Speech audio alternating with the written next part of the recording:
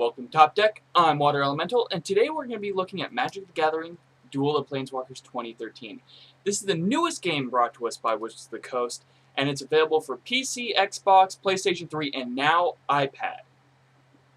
Now, before we can actually dig into the game, we must first talk about the new set coming out, which this game is based around. This is based on the new core set 2013, and the set is essentially reprint of a lot of cards and a lot of remaking of new cards. And now this isn't the case for the whole set. There are a lot of new cards that are brought in, like new Planeswalkers, and a lot of new cards that have new mechanics, especially a lot of the new Exalted, which is one of the new sets, and we'll get into that when the set comes out, and I'll do my little spiel. But the reason why I'm talking about this is because when you buy the game, you get a special pre-made 6-pack booster.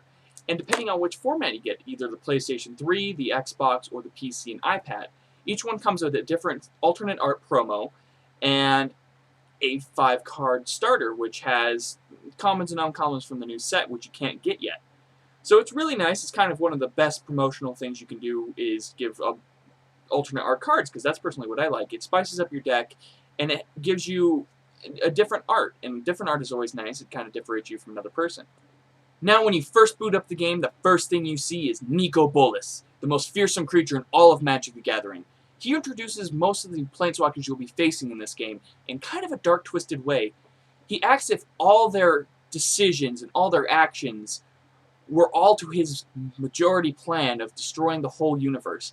And that's really what Nicol Bolas is. A very precise, everything's down to his specifications, like everything is clockwork.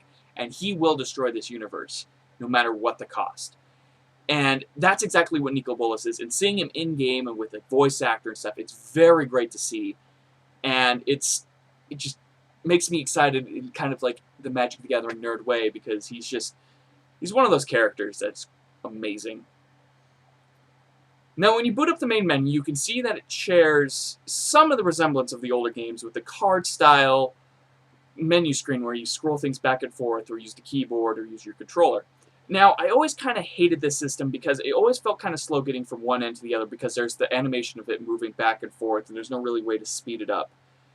But other than that, it's very clean. It has a lot of the art from the cards and it resembles it really nice. On the main menu, you can see your personal stats, the deck manager, single player, campaign, multiplayer, and custom games. Let's get into a little bit more detail about this.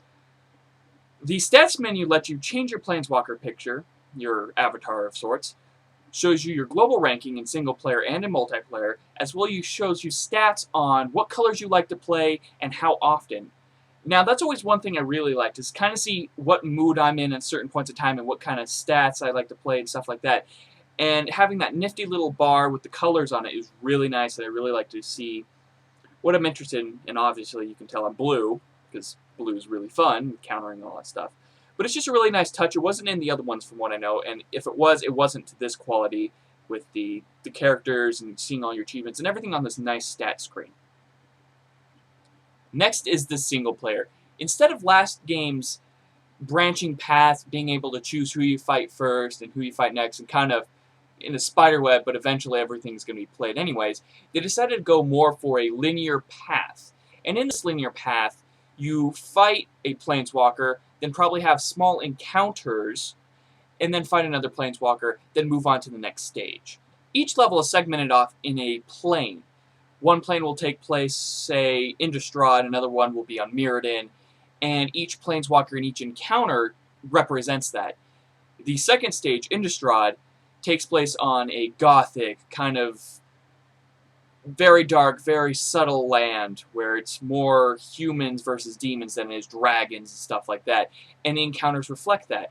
The encounters are fighting zombies after zombies or fighting demons, leading up to Liliana, which is the black Planeswalker that was a resident of Innistrad. So her deck will be very dark, heavy, and stuff like that. And it all leads to fighting her, which feels very, very natural for the game. Now, these encounters I keep mentioning are a nice little touch, but at some points can be very repetitive. The encounters I've come across are very simple, where you fight an opponent, which is represented by the avatar or picture they're using, and they consist of a 30-card deck only with lands and one type of creature. Now, the ones I fought, it was actually pretty funny. They would just play a one-cost creature with flying, and you had to fight against it, because every turn they'd play a land, play the bird, attack. Play land, play a bird, attack. And you had to kind of fight against being swarmed, and it was really, really fun. And then the second encounter I thought would be very different, but it was just another creature with a different ability, and each turn it would be play a land, play the creature. Play a land, play the creature. But it's a nice touch, and it is a filler. You can skip these if you want, but you're missing out on unlocking new features. I do gotta admit, it is very funny that I got swarmed by a bunch of 1/1 creatures and lost several times. But what can you do? I'm a bad player. Now, next is the multiplayer. The multiplayer has returning features, the 1v1 online, the free-for-all, and the two-headed giant. All these can be played either local, even on the PC, or on the internet. But returning is the new Planechase feature, where there is a separate event deck that everybody uses a roll of the dice to control. And the game starts out pretty simple. Everybody plays their card, and everything kind of moves on. But you start out on a certain plane, but the plane doesn't really do anything to begin with. And everybody gets a free roll at first, and then you can pay a scaling mana cost, and you can keep rolling the dice. And depending on what those cards are, changes the whole battlefield. I've had ones where it's wiped the board completely. One person's gained over 300 life. It gets chaotic really fast, and it changes up the game, and it feels a lot nicer. Now, this is in the actual card game itself, where you can buy Planechase decks that come with 10 to 15 Planes cards. But this game has all of the new Planes, as well as some of the other ones. And it's a lot nicer and cheaper, because the decks are $20 to $30 each. So getting a full deck is really hard. So having Planechase in this digital format is extremely nice. And if you're fat in a Planechase, definitely pick this game up. Finally, down to the most important part, the decks and the cards themselves. As I mentioned before, a lot of these cards are new for the 2013 set, but they've also spliced in older cards that synergize really well and are also really challenging to play against, like certain boss decks and stuff like that that you don't actually get to play, have cards that you haven't seen in a while. I think I've seen a Black Lotus in some of the older previous games, and this game has that same feeling to it. Now, the one gripe I have with the decks is that they're all pre-made decks. A lot of them are going to be the starter decks for 2013, but you can't customize them as much. Every time you win a game, you unlock a new card for that deck, and you can unlock up to 30 cards per deck. The problem is, a lot of those cards aren't very good, and a lot of the cards that start out with a deck aren't very good. And you can't really mix and match decks either. You're stuck with the deck and those customizations. So there is going to be an optimal deck by the end of the day. You're not allowed to switch decks, switch decks around, add cards from other decks and stuff like that. You're stuck with that. And I understand that this is to help starting players out, but letting them customize decks and actually mix and match is probably the best way for them to learn how to build their own decks in real life.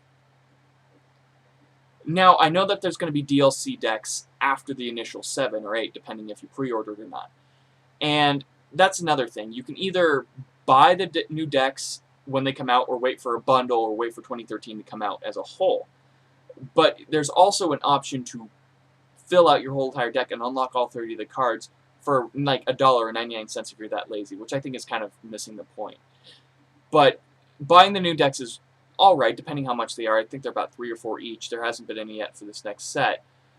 But as the game progresses, you get more decks. But right now, the card pool is really limited, and as soon as you start learning how to play all the decks, it becomes kind of clockwork. Now, I do have a few gripes with this game. The first one off is when you first start the game, it asks you, are you a beginner? How often do you play the game? Blah, blah, blah, blah, blah. And if you choose, I'm a pro, I play a lot. Essentially, I'm a pro player, I do a lot. It puts you on the hardest difficulty. And the hardest difficulty isn't that the AI outsmarts you, it's the AI gets the top deck. And it gets the best cards in every situation, and it's so frustrating. It's just awful. Every time I played against a AI on hard mode, it felt like he had the God Hand every time, and it felt like I was playing against Robocale. Heh. Magic Gathering people will get that joke. Anyways, it just felt like he was cheating. And I had a pen and paper with me. I always do when I play games like this, so I can write down what I see in their hand. And I'm sitting there and I'm writing down, and I counted, they actually gave him more cards in his deck than 4. They gave him like 5 of one card, and this wasn't recurrence. It was literally a black deck that had 5 of the same card, and it was like cheating. But you can always turn that down. But I just felt like the harder difficulty was more or less just you playing against a cheater in a tournament, and they don't believe you. The next one I kind of have a gripe with is the ads in the game. After you start playing, you get your initial, here's your promo code to get your coupon to go get the promo packs. But then every now and again, it's like, oh, by the way, 2013's coming out, you should probably pick that up. Or, buy the newest 2013 deck, you will be the greatest Planeswalker of all time. And it's just sitting there, and every time I finish the game, I'm like, click out, let me play again. And online was just like, after every match, we'd all get the same thing, and there's no real reason to turn that off, or no way you can turn it off, I should say. But other than that, there's not really much of a gripe. There was some problems when I did try to play online. I don't know if this is a local host or they have servers, but I kept getting disconnected. And I don't know if that was just because the game's new and the servers are broken or the hosting system isn't all the way there, but I couldn't connect to that many games online, and it's kind of a bummer. I tried both on my PlayStation 3 and on my PC. So it was kind of a disappointment. But other than that, those are small gripes, other than the cheating bot, but what can you do? For my final thoughts, I recommend this game highly. For $10, you get a lot of value, especially with the Planechase feature, letting yourself gather 4 people at any point in time instead of shouting and trying to, summon them up at will, essentially. It's all convenience. It's right there, and you don't have to pay a lot of money to get the decks. The promo cards are worth it. The Nocturnus alone is valued at $15 on certain sites, and Seer Angel is worth $8. So you almost get your money back that alone, and it's only going to go up in price as time progresses. Now, there are a few bugs, there's a few glitches, but the game runs smoothly. This game sounds great. The online effects, the offline effects, it feels very smooth. It feels like Magic the Gathering in your head, imagining the battles and imagining the gameplay. And everything runs smoothly, and it's great for a new person to pick up. I highly recommend this game. If I gave it a thing, I'd give it an 8 out of 10. There are some things that they need to work out. For a third installment, it's kind of unforgiving, but what can you do for a $10 game? But that's really much my opinion on everything here. Go ahead and pick it up. If you guys want to add me, it's Water Elemental. Put that in the description below. We can play a few games, show off, and have some fun with that. I can give you some tips if you're a newer Magic player and stuff like that. I'm not the greatest myself, but it doesn't hurt to learn. But anyways, this has been Water Elemental. See you next time.